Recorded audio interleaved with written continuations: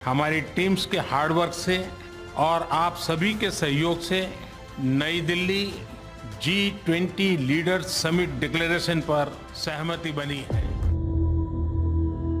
प्रधानमंत्री नरेंद्र मोदी ने G20 summit के दूसरे सत्र की शुरुआत में जब ये ऐलान किया कि नई दिल्ली G20 लीडर्स डिक्लेरेशन पर सभी देशों की सहमति बनी है और वह इसे मंजूर करने की घोषणा करते हैं, तो पूरा सभागार तालियों की गड़गड़ाहट से गूंज उठा। यह एक ऐसी घोषणा थी जिस पर दुनिया भर की नजरें टिकी हुई थी, क्योंकि रूस यूक्रेन युद्ध के साये में भारत में हो रहे इस G20 समिट में यह मेजबान देश की एक कूटनीतिक परीक्षा भी थी, जिसमें न केवल भारत सफल हुआ बल्कि भारत के इस कूटनीतिक कौशल को देखकर दुनिया दंग भी रह गई। यह सफलता भारत ने ऐसे समय में पाई जब एक तरफ अमेरिका और यूरोपीय देश इस बात पर अड़े थे कि जॉइंट स्टेटमेंट में यूक्रेन युद्ध के लिए रूस की कड़ी से कड़ी शब्दों में निंदा की जाए, जबकि रूस और चीन यह चाहते थे कि यूक्रेन युद्ध का जिक्र ही ना हो। यानी इस मुद्दे पर सहमति बनाने में भारत को कड़ी मशक्कत करनी पड़ी, क्योंकि 8 सितंबर तक सभी सदस्य देश इस पर सहमत ही नहीं थे। बताया जा रहा है कि 3-6 सितंबर को हरियाणा के नूंह में G20 समिट की एक बैठक हुई थी, जिस पर काफी देश इस मुद्दे पर असहमत थे। भारत के लिए इस परीक्षा को पास करना एक बड़ी चुनौती थी।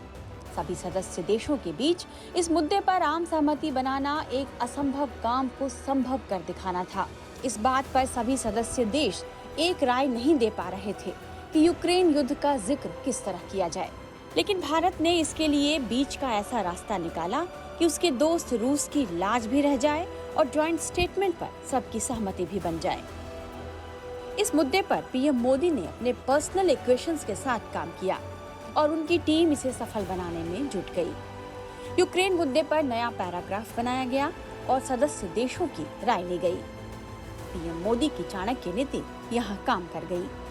जॉइंट स्टेटमेंट में यूक्रेन युद्ध का जिक्र जरूर था, लेकिन रूस यूक्रेन युद्ध नहीं, बल्कि यूक्रेन में युद्ध के तौर पर। नई दिल्ली डिक्लेरेशन में कहीं भी रूसी आक्रमण का सीधा जिक्र नहीं किया गया, बल्कि ये कहा गया कि सभी देश धमकी या ताकत के इस्तेमाल से बचेंगे।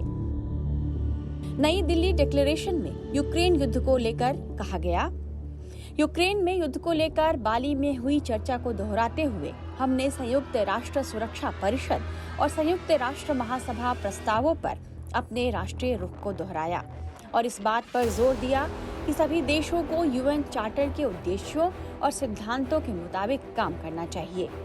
यूएन चार्टर के मुताबिक सभी देशों को किसी भी अन्य देश की क्षेत्रीय अखंडता और संप्रभुता या राजनीतिक स्वतंत्रता के खिलाफ भूभाग पर कब्जे की धमकी या ताकत के इस्तेमाल से बचना चाहिए।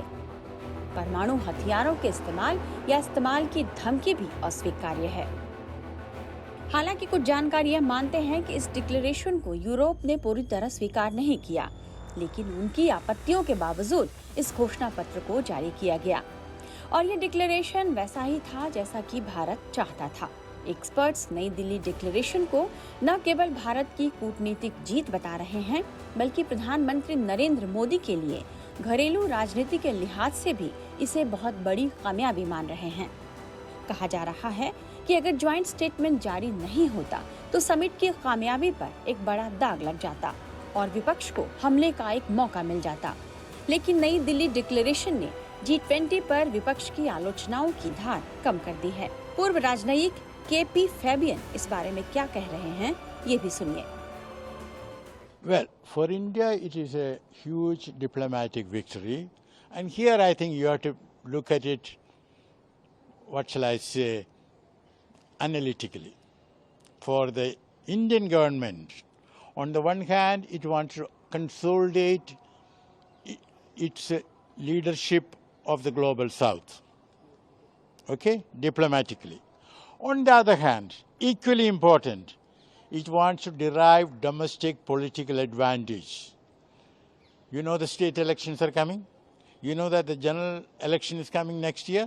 So the government wants to derive domestic political advantage. कहा जा सकता है कि G20 के इस ज्वाइंट स्टेटमेंट ने भारत और पीएम मोदी की छवि को और मजबूत किया है। 2024 से पहले इस ग्लोबल इवेंट ने पीएम मोदी का कद और भी ऊंचा कर दिया है। टाइम्स नाउ नव भारत डिजिटल की रिपोर्ट।